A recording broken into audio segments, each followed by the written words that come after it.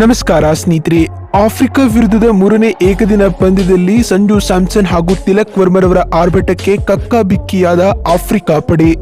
ವಿಶ್ವ ದಾಖಲೆ ನಿರ್ಮಿಸಿದ ಸಂಜು ಸ್ಯಾಮ್ಸನ್ ಕನ್ನಡಿಗ KL ರಾಹುಲ್ ಮುರಿದರು 14 ವರ್ಷಗಳ ಹಳೆಯ ದಾಖಲೆ.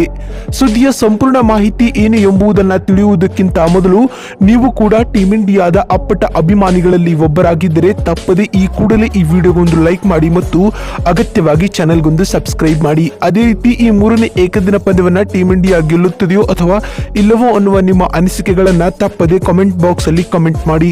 ಹೌದು ಸ್ನೇಹಿತರೆ, ಇಂದು ಆಫ್ರಿಕಾದ ಬೋಲೆಂಡ್ ಪಾರ್ಕ್ ಅಂತಾರಾಷ್ಟ್ರೀಯ ಕ್ರೀಡಾಂಗಣದಲ್ಲಿ ನಡೆದ ಭಾರತ ಮತ್ತು ಸೌತ್ ಆಫ್ರಿಕಾ ನಡುವಿನ ಮೂರನೇ ಹಾಗೂ ಅಂತಿಮ ಏಕದಿನ ಪಂದ್ಯದಲ್ಲಿ ಟಾಸ್ ಸೋತು ಮೊದಲು ಬ್ಯಾಟಿಂಗ್ ಮಾಡಿದ ಟೀಮ್ ಇಂಡಿಯಾವು ಉತ್ತಮ ಆರಂಭವನ್ನ ಪಡೆದುಕೊಂಡಿತು. ಅದರಲ್ಲಿಯೂ ಆರಂಭಿಕರಾಗಿ ಕಣಕ್ಕಿಳಿದ ರಜತ್ ಪಾಟಿದಾರ್ ಹಾಗೂ ಸಾಯಿ ಸುದರ್ಶನ್ ರವರು ಟೀಮ್ ಇಂಡಿಯಾಕ್ಕೆ ಆರಂಭಿಕ ಓವರ್ಗಳಲ್ಲಿ ಹೊಡಿಬಡಿ ಆಟದ ಮೂಲಕ ಉತ್ತಮ ಆರಂಭವನ್ನ ನೀಡಿದರು. ಅದರಲ್ಲಿಯೂ ಇಂದಿನ ಪಂದ್ಯದಲ್ಲಿ ಪಾದಾರ್ಪಣೆ ಮಾಡಿದ ರಜತ್ ಪಾಟಿದಾರ್ ಅವರಂತೂ ಕೇವಲ 16 ಎಸೆತಗಳನ್ನು ಎದುರಿಸಿ 1 6 ಹಾಗೂ 3 4ಗಳೊಂದಿಗೆ 22 ರನ್ ಬಾರಿಸಿದ್ದ ವೇಳೆ ಬರ್ಜರ್ ರವರ ಬೌಲಿಂಗ್ ನಲ್ಲಿ ವಿಕೆಟ್ ಒಪ್ಪಿಸಿ ಹೊರ ನಡೆದರು ಸ್ನೇಹಿತರೆ. ಇನ್ನು ಇದಾದ ಬಳಿಕ ಕಳೆದ 2 ಪಂದ್ಯಗಳಲ್ಲಿಯೂ ಆಕರ್ಷಕ ಅರ್ಧಶತಕವನ್ನು ಹೆಸರಿಸಿದ ಸಾಯಿ ಸುದರ್ಶನ್ ಅವರ ಬ್ಯಾಟ್ ಈ ಪಂದ್ಯದಲ್ಲಿ ಕೇವಲ 10 ರನ್ಗಳಿಗೆ ಸುಸ್ತಾಗಿ ಹೊರ ನಡೆದರು ಅಂತ ಹೇಳಬಹುದು.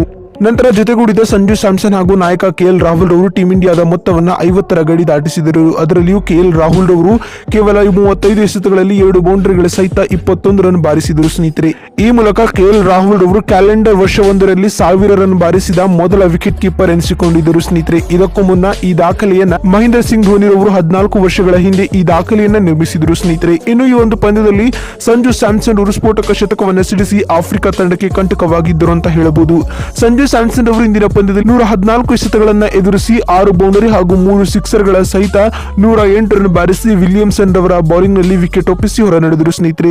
ನಂತರ ತಿಲಕ್ ವರ್ಮರ್ ಅವರು 77 ಎಸೆತಗಳಲ್ಲಿ 52 ರನ್ ಬಾರಿಸುವ ಮೂಲಕ ತಮ್ಮ ಓಡಿಯ ವೃತ್ತಿ ಜೀವನದ ಮೊದಲ ಆಕರ್ಷಕ ಅರ್ಧಶತಕವನ್ನು ಸಿಡಿಸಿ ಮಿಂಚಿದರು. ಇನ್ನು ರಿಂಕು ಸಿಂಗ್ ಅವರು ಕೊನೆಯ ಹಂತದಲ್ಲಿ ಬಂದು 27 ಎಸೆತಗಳಲ್ಲಿ 38 ರನ್ಗಳ ಅಮೂಲ್ಯ ರನ್ಗಳ ಕಾಣಿಕೆಯನ್ನು ನೀಡಿದರು ಸ್ನೇಹಿತರೆ. ಇನ್ನು ಸಂಜು ಸ್ಯಾಮ್ಸನ್ ಅವರು ಈ ಒಂದು ಪಂದ್ಯದಲ್ಲಿ ಸೆಂಚುರಿ ಬಾರಿಸುವ ಮೂಲಕ ಟೀಮ್ ಇಂಡಿಯಾ ತಂಡದ ಪರ ಏಕದಿನ ಮಾದರಿಯಲ್ಲಿ ಶತಕ ಸಿಡಿಸಿದ ಭಾರತದ 5ನೇ ವಿಕೆಟ್ ಕೀಪರ್ ಕಮ್ ಬ್ಯಾಟ್ಸ್ಮನ್ ಎನಿಸಿಕೊಂಡಿದ್ದಾರೆ ಸ್ನೇಹಿತರೆ. ಈ ಪಟ್ಟಿಯಲ್ಲಿ ಮಹೇಂದ್ರ ಸಿಂಗ್ ಧೋನಿ ಹಾಗೂ ರಾಹುಲ್ ರವರೊಂದಿಗೆ ಈ ಸ್ಥಾನವನ್ನು ಹಂಚಿಕೊಂಡಿದ್ದಾರೆ.